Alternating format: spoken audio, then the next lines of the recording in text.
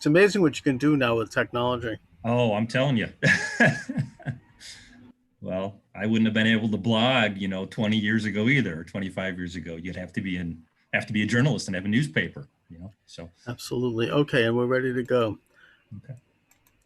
All right, Charles Moskowitz here. My guest is Michael Schmidt. He is a blogger. Has excuse me, has been coming out with some very interesting articles lately, which caught my attention on LinkedIn, and particularly his headline feature in his blog, which BuckyBoyMike.blogspot.com, how the left uses history to undermine a republic. And of course, there's a very provocative picture here of Adolf Hitler. Michael, let's go right to it. How does the left use history to undermine a republic? Well, thank you for having me, Charles. It's the left has, and anybody who's paid attention since Donald Trump was elected, they have used the kind of Hitler reference, and they haven't just used it with Trump. He's just the latest. But if you remember back to the George W. Bush years, they pulled that out of their hat as well and compared George W. Bush to Hitler. It's something that they do frequently, especially when there's a Republican president, and they like to kind of use this fast and loose with details about how the Republican president is like Hitler and the Nazis. But it's if you actually do the historical analysis and look at it, there really is no comparison. And I believe a lot of it is they like to think that the vast majority of people are not informed enough, not intelligent enough on history and Nazi Germany history and Hitler. And so they figure they can just pull the wool over people's eyes by using it. If you say it enough, then people just tend to, oh yeah, that works. And so again, a lot of it goes back to Saul Olinsky's rules for radicals, the 13 rules for radicals. You pick a topic or you pick a person, you freeze it, and you try to make sure that people understand that okay, you put an image of Hitler and you put an image of Trump together and you try to correlate it together and you freeze it in people's minds, and that's what they've tried to do. But obviously, if you go through history and you start looking at it, well, who were the Nazis? Well, they were the National Socialist German Workers' Party. They were National Socialists. They were leftists. They were leftists, correct. But as the years have gone on, the left has tried to whitewash history, and they have tried to portray the Nazis and Hitler as right-wing extremists, which they were not. Again, it's and we can go into a broader topic and kind of take a 30,000 foot look at things, because everything is connected with the statues coming down, with the Antifa crowd, the BLM movement, and with the restriction of freedom of speech. All these dots are connecting together. So it's not only how they're using history to undermine a republic, it's a broader context of how they are trying to subvert our way of life and our history by basically, you could almost compare it to the Bolshevik Revolution in Russia in 1917, and you can also compare it to Mao in 1949 and his revolution. And if you look in history at how both of those revolutions came and how they tore down statues, how they took care of, they didn't want the Tsar around anymore. All that history in Russia and in China of tearing down of statues through the universities. And if you look how the left has gotten into our education system since the 1960s, and they have really done a great job at controlling the minds of several generations of our population over the years. And now we're kind of seeing 50 years down the road, the process of all those seeds being sown, and now they're kind of harvesting that, if that makes sense. No, I mean, it makes perfect sense, and it shows the importance of history and understanding history. I actually wrote a book. One of my books is on this topic. Is called "Was Hitler a Leftist?" And the reason they get away with calling Hitler, quote, right wing, First of all, it's because Hitler was destroyed in the war. So the Nazis have been wiped out, and the victors get to tell the story. But more fundamentally, and we can look at it technically, Hitler was to the right of Stalin, Yes. but he was to the left of the United States and the Western democracies.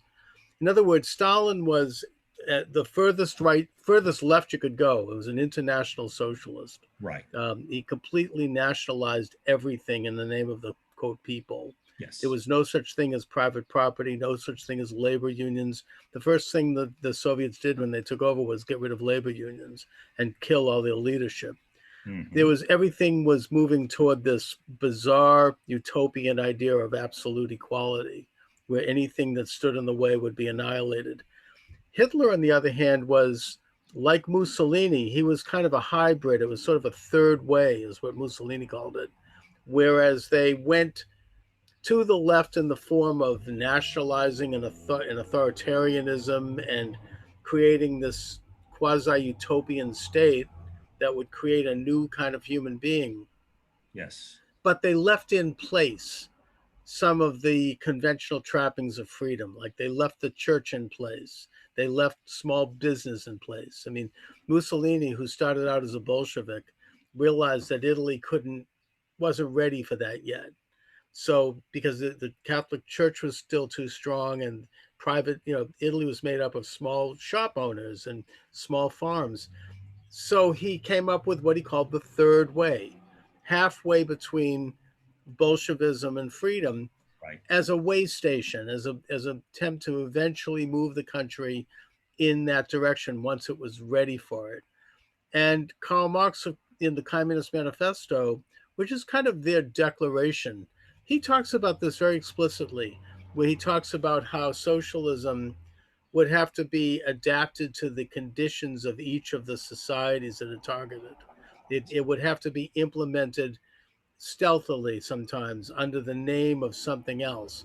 So I view the Nazis and the fascists as part of this communist conspiracy. I mean, I don't know any other way to describe it, and it is a conspiracy.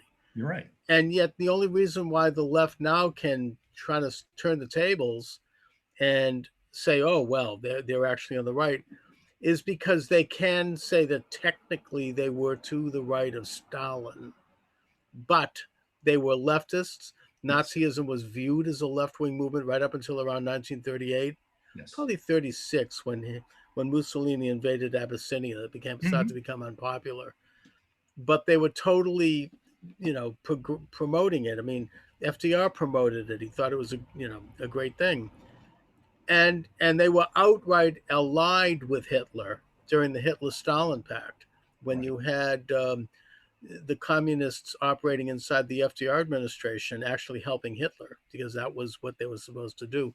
That's what led Whittaker Chambers, the American communist spy, to finally turn state's evidence against the communists he was handling in the Roosevelt administration, people like Alger Hiss, because he felt, well, he had already broken with the party, but he felt that he couldn't sit by and watch these people now spying for Hitler and Stalin.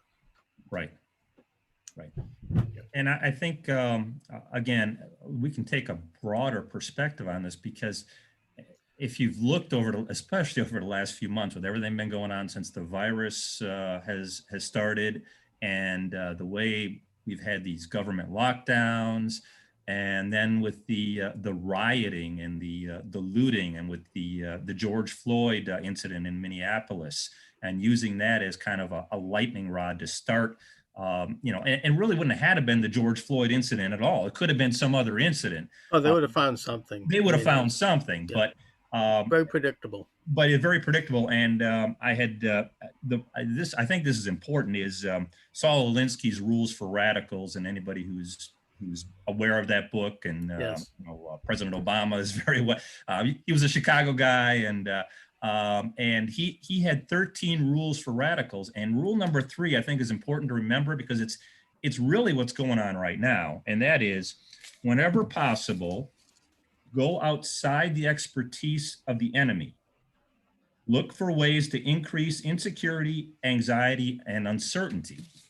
And if you look what's going on now, that is exactly what is Oh, yeah, happening. absolutely. And the more they can create chaos, the more they can create anarchy, up until election day in November, they see it as a way to hopefully have their revolution be successful, because ultimately what they're looking for is to create enough chaos and anarchy and enough despair among people where A, they don't come to the polls, and they decrease the intensity of quote unquote the silent majority, as Nixon called it, to come out and vote, because they're A, scared, or B, they've created enough negative image on Donald Trump that they would rather just sit at home or maybe come out and vote for a career politician in Joe Biden who has no fresh issues, but he's at least a mild Uncle Joe, so to speak, compared to the brash personality of a Donald Trump. So we're living in very interesting, dangerous times at this point. And I'm always reminded of John Adams and his famous quote, "Liberty once lost is lost forever." And if we don't stand up, and if we don't come out as Americans and as patriots and say, hey, this has got to stop. It's okay to have disagreements, and our founding fathers believed in having open discussion and debates, and that's what's important. But we've gotten to a point now where the left wants to shut down anybody who disagrees with their ideology and worldview. And that, as you start going down the road of the Bolsheviks, you start going down the road of communism, you start going down the road of where China's at. And if you look at where China is right now and what they're doing with Hong Kong and what they've been doing in their own country, you have to really be concerned. Is that the road you really want to go down? Because once you go down that road and you close that door to our republic of freedom and liberty, it is very difficult to get yourself to go back. Look at what happened to Venezuela. Good example. I mean, you can go on and on. I mean, it just, there's so many places throughout history where, Venezuela, for instance, was a very rich country, very rich in oil reserves. And then Hugo Chavez came along. And if you look at how that country just morphed and what happened to it, and now where that country sits, that's not a road you want America to go down. And No, I wish more people could hear this. Michael Schmidt's my guest. The blog site is Conservative Thinker. We're talking about his featured post, How the Left Uses History to Undermine a Republic. Now, Michael, I think we're undergoing a communist revolution right now. yes, It's very similar to the 1848 riots in Europe. This is yes. street agitation, the destruction, the Kulturkampf, the destruction of American, society. Really, I mean, the complete demolition of American monuments and American past and American history. The amplification of this idea that somehow Americans have something against black men and women, which is a complete lie. Right. The attack on authority in the form of police because of the rare incident of a targeting of someone because they're black, which is extremely rare, Yes. which may have or may not have happened, by the way, in the case of George Floyd, as evidence is now coming out. You have 4 men there who are being accused of murder, who may spend the rest of their life in prison. They could be executed. Yes. And, the people are afraid. You've got a government there that's afraid to give them a fair and objective and dispassionate trial for their lives. Well, because and not to interrupt, but look at who runs that government. You have a Democrat attorney general who is a Muslim. You have a Democrat mayor. You have a Democrat governor. All the levers of government there are Democrats. So they have a certain narrative that they have to try to, they have to make sure they carry out and come through with a, what they're looking for is a fair jury. Well, not fair in our minds, but fair in their minds, so that their people understand, hey, we took care of the problem. But it's, unfortunately, I hope this won't be the case, but hopefully those officers won't be railroaded into something that. Well, it's a real rush to judgment, including, by the way, amongst a lot of conservatives and a lot of Yes, conservative thinkers like yes. Sean Those are, Hannity, and yes. even the president, I think, has said something. And it's not, this isn't the way our system is supposed to work. I mean, we're not supposed to, try someone and convict them before even there's been evidence presented. And I mean, if there's one thing we can learn from this, it's that. And yet, they're obviously using it to create a frenzy. As you say, this is psychological. This is in the ballywick of Olinsky. It's Yes. also Sigmund Freud's nephew, Edward Bernays, wrote a book called Propaganda, which was published back in the 1920s. He's considered to be the father of marketing. He's the one that popularized the idea of bacon and eggs for breakfast in the United States, and he got women smoking cigarettes. He's a marketing genius, and he wrote about how to manipulate massive numbers of people. This is what Hitler did. I mean, this is what, if you take a look at yes. the Nazi rallies, they were controlling the whole atmosphere. They controlled what you saw, what you heard, what you smelled. The bonfires, the speakers, the sensory manipulation of people's emotions on a mass scale. Women were fainting. I mean, at those rallies, they were having orgasms at these rallies. And it was sort of like when Obama started out. Absolutely. Not to compare Obama to Hitler. No, but some of those types of demagogic, mass following and mass manipulation, it was there. And it is something that really is not consistent with American history. It's not that it's never happened here, but generally Americans have always looked to our politicians with a certain level of distrust and our leaders. We don't accept someone as a messianic figure. Like conservatives might admire, for example, Ronald Reagan, but they do so with a critical eye. Right. We're critical of a lot of things he did. We're not like putting him up on a billboard, and worshiping him and putting a close-up of his face on the top of Time magazine and, creating this idol, literally. The word idol worship has a lot of significance because this goes back to ancient times when you had people worshiping literally idols that were set up by the state. They were false idols. They were graven images. This is what the Bible talks about throughout, warns us against. We don't worship these graven images that can be manipulated. We only worship God, not these physical man-made, totems. And that's what they do. That is classically part of communism. It's classically part of what Olinsky talks about. And then to criticize anything to do with this image that's put up, you can be destroyed. If you criticize, for example, Black Lives Matter, which is definitely a communist group, you can be destroyed. You have to bow and scrape in front of this image, or else you're going to be called a racist. And there's nothing worse in society than being called a racist. It can destroy your life. It can destroy your career. It can destroy. It's a way of saying, don't listen to this person. He's racist. Well, look what happened. And it also, just as a sidebar, it removes a legitimate examination of policies that have hurt Black men and women over the decades, mostly leftist policies. Yes. We don't talk about that. Yeah. Well, I mean, look what happened to Drew Brees. I mean, Drew Brees pretty much came out with a very innocuous tweet, saying about his grandfathers who fought in the wars, and all of a sudden he was called out, and because he wasn't going to bow and kneel for the flag. Well, all of a sudden now he's a racist. Well, and he backtracked. Now that was his mistake. He should have stood his ground and said, hey, you know what? I have nothing to feel guilty about.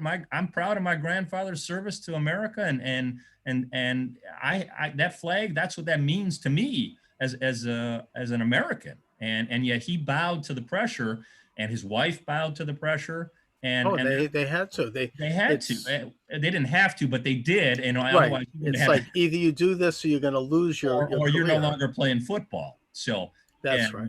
Yeah, and that is the dangerous place where we are at now. Is this the freedom of speech. I wrote a piece early on in my blog called the Slow Death of Free Speech back in 2016, Mm-hmm. and it has just progressed and progressed. And Oh, it's gotten horrible. It's going to it, get even worse oh, as and we it's get close to the election, especially when it becomes, I think, more and more obvious that Trump is going to win.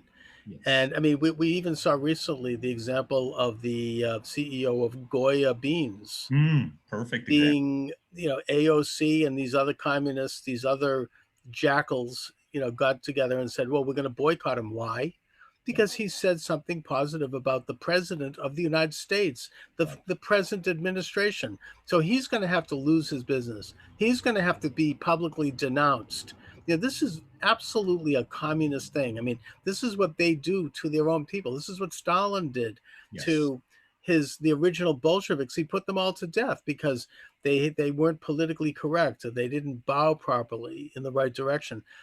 But I think that in the case of the Goya beans, there's been a very interesting and very heartening reaction in that more people are buying the beans and rushing in and supporting him, and he has stood his ground. He's not backing down at all. And that is a fantastic development. We have to have more people like that stepping up to the plate and saying, no, I'm not going to kowtow to this goose stepping Nazi like program that these thugs are implementing. I mean, you want to talk about Hitler? Let's talk about Hitler. I mean, come on. Well, and you were talking about the Bolsheviks being purged. Well, go back to June 30th, 1934, and how Hitler purged the SA. The SA were his brown shirts. Right. They were his thugs, jackbooted thugs that were the enforcers in the streets, much like the Antifa crowd is, much like the BLM crowd is now. You think at some point, if the left gets their power, the Antifa crowd and the BLM crowd aren't going to be purged? I mean, they're going to be the first ones that are going to be, okay, you've done your part. now you're Oh gone. yeah, they don't. I mean, I don't know if they realize, but they'll be the first ones to go. I mean, as you Absolutely. say, when the Bolsheviks came to power, when Hitler Yep. came to power, Yep. they, the first people to be destroyed were their own intellectuals and their own independent thinkers. And they have this thing called intersectionality, which means that they all sort of work together. And that means that when you support Black Lives Matter, you're supporting anti-Semitic groups, you're supporting radical left feminist groups, things that have nothing to do with the interests of Black people. Not that they represent that at all, anyways. Right. I mean, I don't recall them saying too much when a couple of days after the George Floyd incident, you had over almost 100 people shot to death in Chicago, most of whom were Black, and 3 of them were children. And you've now had an increase in crime in major cities across the United States, concomitant with their call to defund police. In fact, I think it's a story that's just under the radar, in that Black leaders in New York are now calling for the mayor to reestablish the police bureau that was trying to investigate crime in predominantly Black neighborhoods. Mm-hmm. So I think that one is also showing signs of backfiring on them, just like the Goya Beans boycott. People, are seeing that as they defund the police, there's an increase in murder, there's an increase in violence against predominantly minority people. Well, I wrote a piece back after Labor Day, September of 2016, and that was when Chicago had a record. They had record 500th murder at that point back in 2016. Now this is when this was before Lori Lightfoot was mayor. This was when Rahm Emanuel was mayor, and I wrote, the title of my piece was "Do Black Lives Really Matter?" Question mark. And the point is, and I did my research. Well, 75% of the perpetrators and 75% of the victims are Black. It's young Black men killing young Black men, 17 to 35 years old. But did that matter to Jesse Jackson? Did that matter to Reverend Al Sharpton? Did it matter to former President Barack Obama? No, none of you didn't see the cameras in the streets, and you didn't have protests and going, this has got to stop. Well, it's all on the south and west sides of Chicago. It's gangs, and it's continued. It hasn't it hasn't gone down. I mean, Lori Lightfoot is the new mayor, and she's absent. She's AWOL. She'd much rather go after the churches for not obeying her rules on on the coronavirus than she would going after gangbangers who are killing young black men in the street. And Right. so, Not to mention protests are allowed, yes, in Corona. yes. So, But churches aren't. I mean, it's really obvious.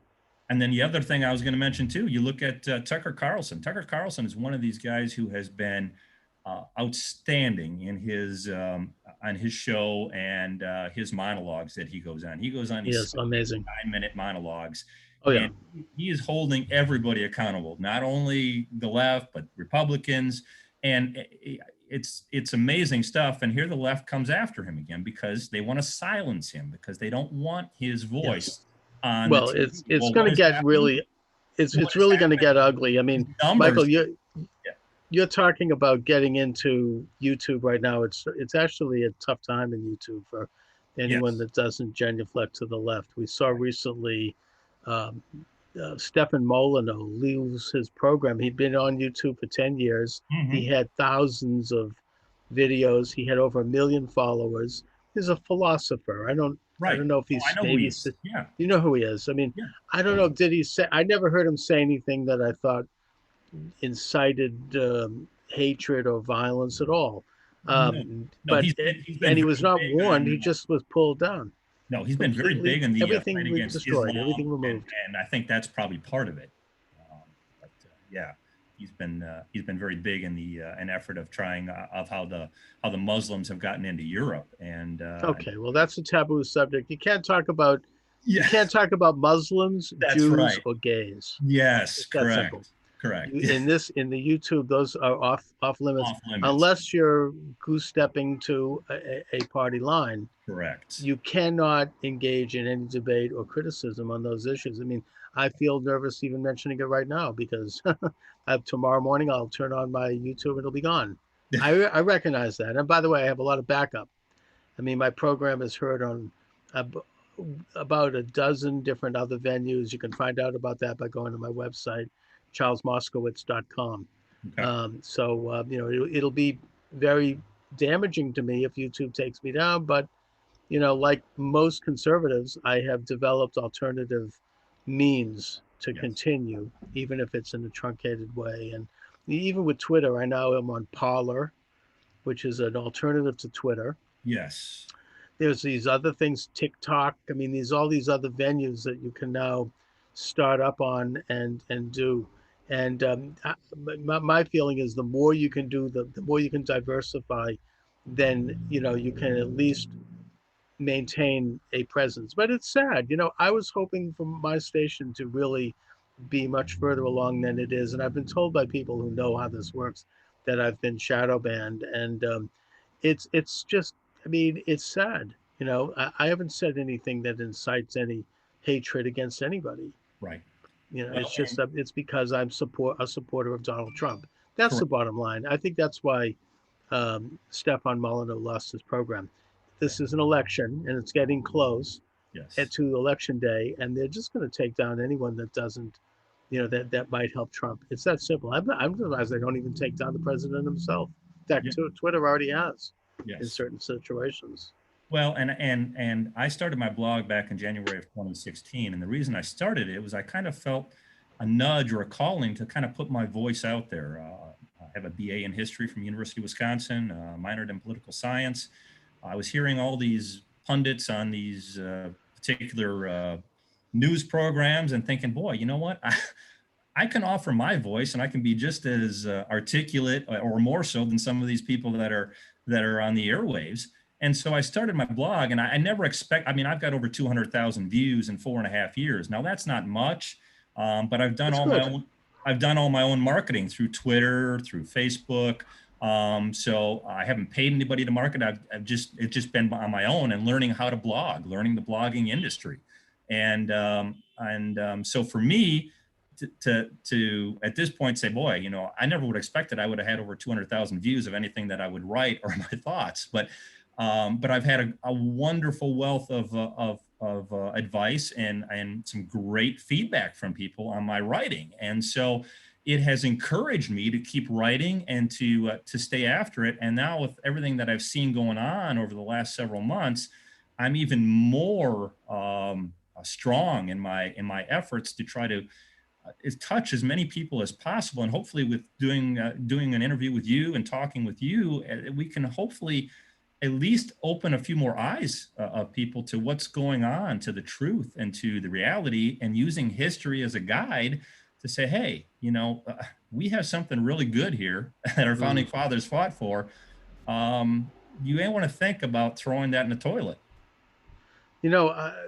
My whole goal in doing this, and what I used to do when I was a regular talk show host, is I like to have in people who have radical opinions on left and right. I mean, I've interviewed communists, I've interviewed white supremacists, I've interviewed people of the fringes. And the reason I like to do that is because I want to find out what they think and why they think what they do. And I want to show it, I want to expose it. It's not because I support them.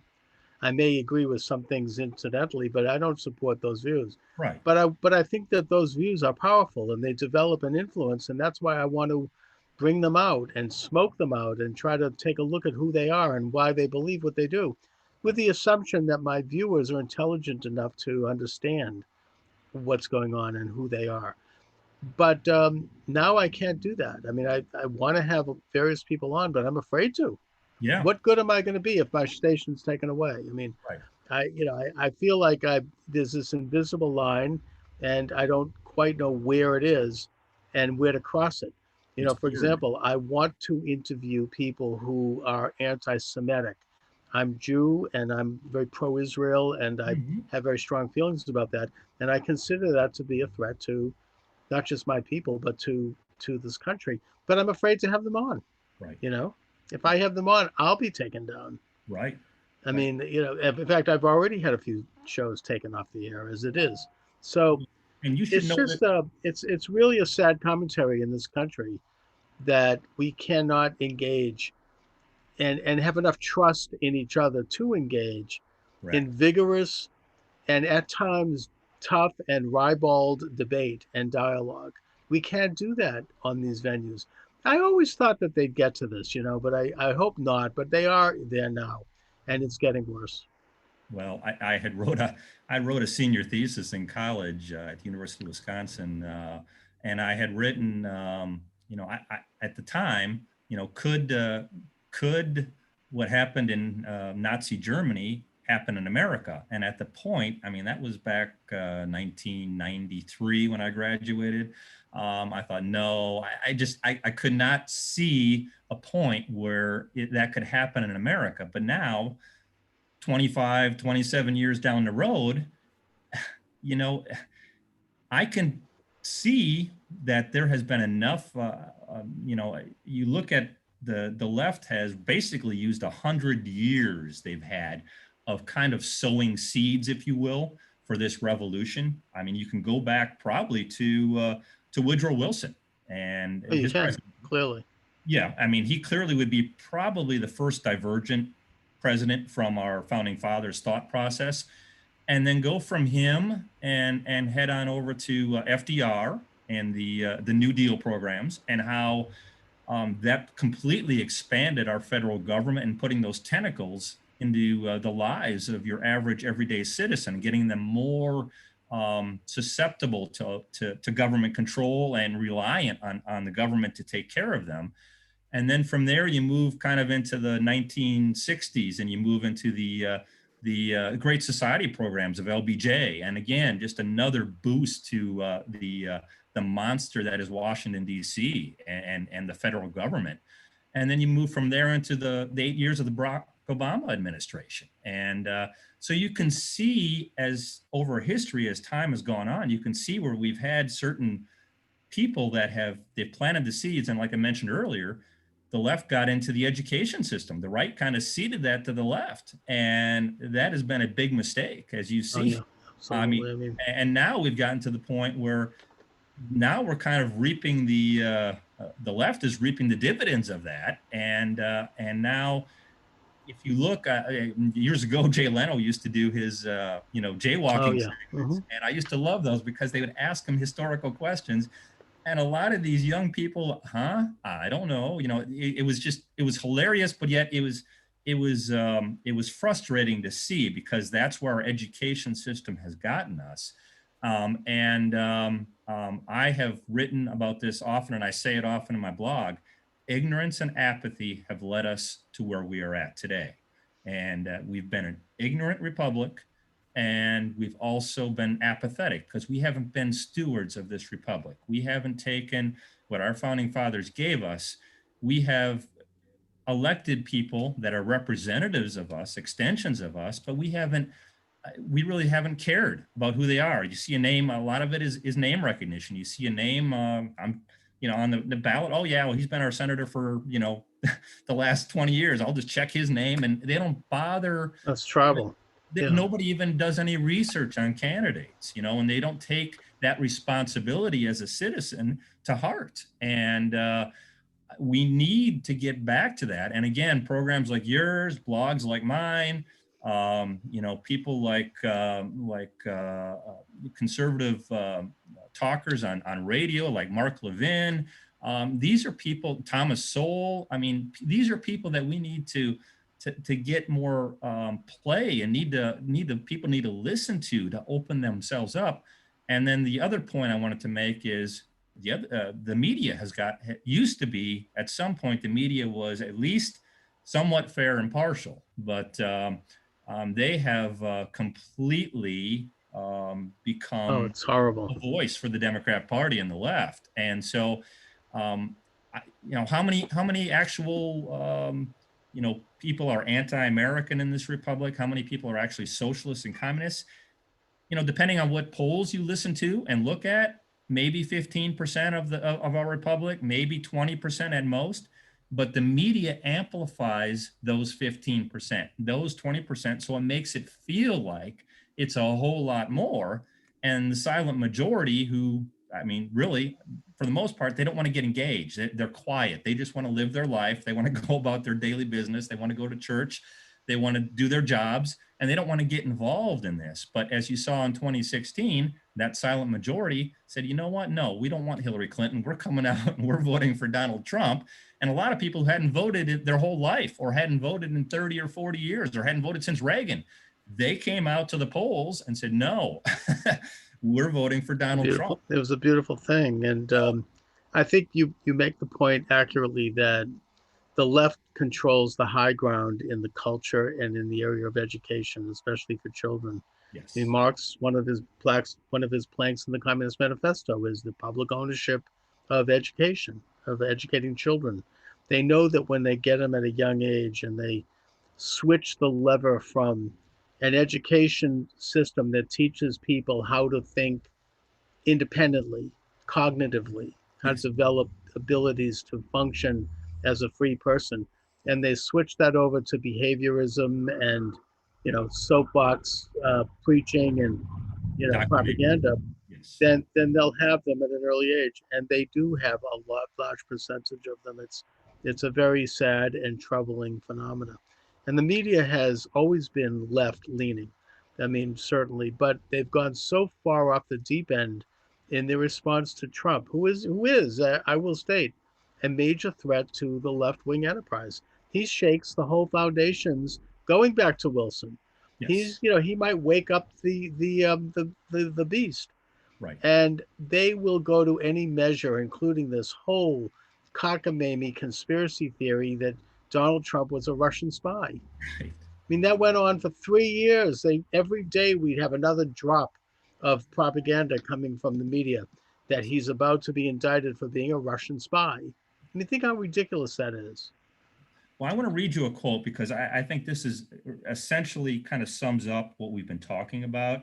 And it's from Winston Churchill. And he's one of those great mentors of mine, or one of these people that I admire in history. And his quote is, "One of the signs of a great society is the diligence with which it passes culture from one generation to the next. This culture is the embodiment of everything the people of that society hold dear: its religious faith, its heroes. When one generation no longer esteems its own heritage and fails to pass the torch to its children, it is saying in essence that the very foundational principles and experiences that make that society what it is are no longer valid. This leaves that generation without any sense of definition or direction, making them the fulfillment of Karl Marx's dictum: a people without a heritage are easily persuaded. What is required when this happens and the society has lost its way is for leaders to arise who have not forgotten the discarded legacy and who love it with all their hearts. They can then become the voice of that lost generation, wooing an errant generation back to the faith of their fathers, back to the ancient foundations and bedrock values. And I think that it really is where you, myself, and some of these other Christian and conservative voices play a role in trying to woo us back and kind of right the ship. Because if we don't, I'll be honest with you, I've heard Thomas Sowell talk about it with Mark Levin on his Sunday show. If the Democrats gain control of the House, the Senate, and the White House in November, I think you can put the final nails in the coffin of Lady Liberty. Yeah, we could kiss the Republic goodbye. Yes. I agree. Yeah. Michael Schmidt, let my listeners and viewers know where they can read your excellent blogs and get more information about you. Okay. You can find me at conservativethinker.net, conservativethinker.net. My blog is called Conservative Thinker. I'm on Twitter, very active on Twitter. You can find me at BuckyBoyMike on Twitter. I'm on Instagram at BuckyBoyMike. You can also find me on Facebook. Just look me up. You will find me there as well. And always send me a friend request or follow me on there. Always looking for more people to read my stuff Excellent. and interact with. Yes. All right, Mike, listen, it's been a pleasure having you on. I hope to have you back soon. Thank you. I appreciate it, Charles. All right.